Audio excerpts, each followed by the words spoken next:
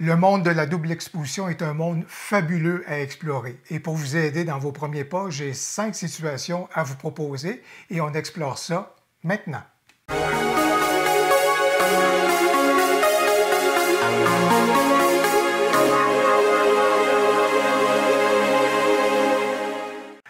Bonjour, mon nom est Louis Lavoie. Je suis l'auteur du blog fairelabellephoto.com, un blog qui, tout comme cette chaîne-ci, s'applique à partager avec vous des trucs, des conseils, des astuces de même que des découvertes afin que vous puissiez progresser dans votre cheminement photo.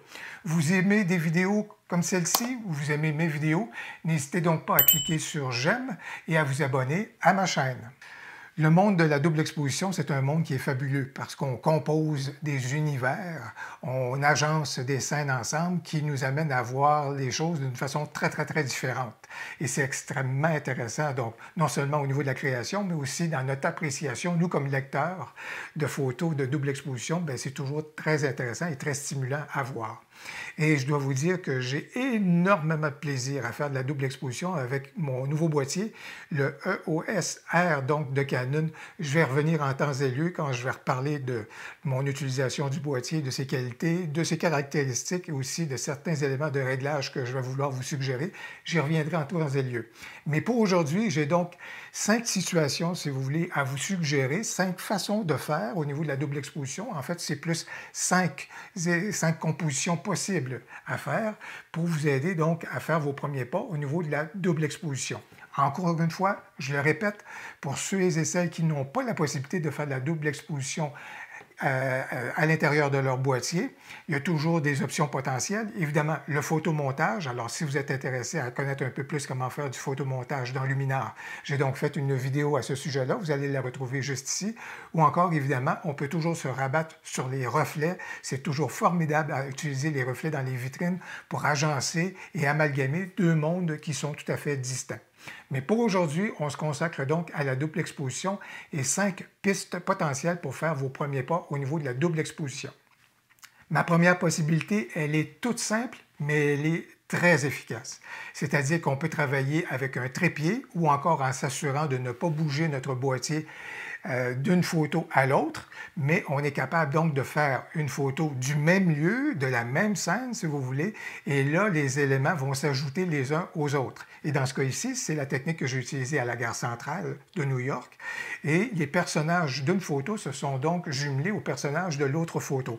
Et puisque j'étais dans une pause qui était assez longue, ça a donc fait ces fameux personnages-là un peu fantômes que j'apprécie beaucoup, ces présences-là, comme vous pouvez voir, et l'addition des uns et des autres, ça a tout simplement augmenté le nombre de personnages donc, à l'intérieur de ma photo. Donc, la première façon de le faire, même pose, même scène, mais on jumelle deux photos ensemble, et ça va donc s'additionner l'une à l'autre. La deuxième hypothèse, elle est une variante de la première, si vous voulez, mais là, dans ce cas-ci, on va davantage travailler à main levée, je vous dirais.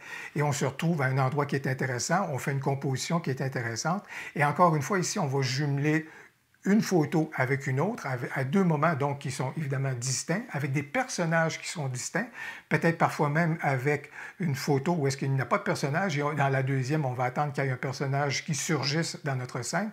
Bref, on se retrouve davantage dans le registre de la photo de rue.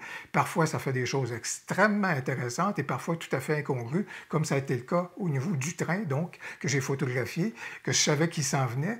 Alors, j'ai fait une double exposition, l'une avec le train et l'autre complètement avec la voie ferrée qui était déserte, et ça a fait quelque chose qui est assez stupéfiant. Le troisième filon est très intéressant au niveau de la photo urbaine, si vous voulez, au niveau du paysage urbain. Alors, il s'agit à ce moment-là de pouvoir prendre un sujet, de choisir un sujet, et lorsqu'on prend notre deuxième photo, on fait un léger décalage par rapport à celui-ci, un décalage qui peut se faire de gauche à droite, de haut en bas, bref, ça vous appartient, et assez souvent, la forme du paysage va guider un peu la façon, effectivement, que vous allez faire votre décalage. Mais ça fait des photos qui sont extrêmement intéressantes, qui sont belles, et moi j'aime bien ça à ce moment-là, faire du paysage urbain avec la double exposition. La quatrième hypothèse, elle est extrêmement intéressante. En fait, il s'agit de jouer sur la symétrie des lieux. Par exemple, on peut se retrouver au milieu d'une rue et se photographier dans une direction, si vous voulez, faire un virage à 180 et photographier immédiatement dans l'autre direction. Vous êtes déjà bien aligné, vous êtes déjà bien centré à ce moment-là et vous allez voir l'addition des deux photos va donner habituellement des résultats extrêmement intéressants. Même au niveau de la photo de rue, je vous dirais, comme dans la photo que je vous présente, je suis en train de marcher, un jogger qui court dans une direction et je me tourne tout de suite pour le prendre en photo au moment où il court dans l'autre direction, si vous voulez. Les deux photos se sont jumelées et ça donnait quelque chose qui est fort sympathique, je vous dirais. Donc, assez souvent, cette technique-là, elle est extrêmement intéressante, évidemment, toujours dans la perspective soit d'un paysage urbain, je vous dirais, et parfois même au niveau d'un paysage rural, ça peut donner des choses qui sont pertinentes et intéressantes. La cinquième hypothèse, bien, surtout dans un contexte urbain, je vous dirais, c'est d'être à une intersection, de photographier dans un sens et à ce moment-là, de faire un pivot à 90 degrés et de photographier dans l'autre sens, ce qui va jumeler les deux axes de l'intersection, si vous voulez, deux des axes de l'intersection à tout le moins, et ça donne habituellement des résultats qui sont extrêmement intéressants, surtout lorsqu'on jumelle ça avec la photo de rue, en attendant qu'il y ait des passants, par exemple, à une et l'autre des intersections. Donc, c'est toujours quelque chose qui est intéressant également, donc à réaliser, et c'est évidemment la technique que j'ai utilisée pour Wall Street à New York. Jusqu'où est-ce qu'on est capable de pousser la double exposition? Bon, on est capable d'aller pas mal plus loin encore là. Ça, c'est 5 hypothèses de départ. Mais je vous présente une réalisation que j'ai faite à New York au niveau du filet d'action et de la double exposition au niveau du filet d'action. Dans les deux cas, j'ai réussi à capter le sujet tout à fait, non seulement en mouvement, mais je trouve avec beaucoup de précision. Les deux photos étaient jumelées, c'était deux photos consécutives. Assez fier de ma shot, pas mal bien réussi, je trouve, mais c'est pour vous montrer jusqu'où on est capable d'aller au niveau de la double exposition et encore, vous êtes probablement capable d'aller encore plus loin. Intéressé par d'autres vidéos qui vous amènent à développer votre vision créative, ben j'ai justement une playlist de vidéos dans le domaine de la photographie abstraite à vous proposer.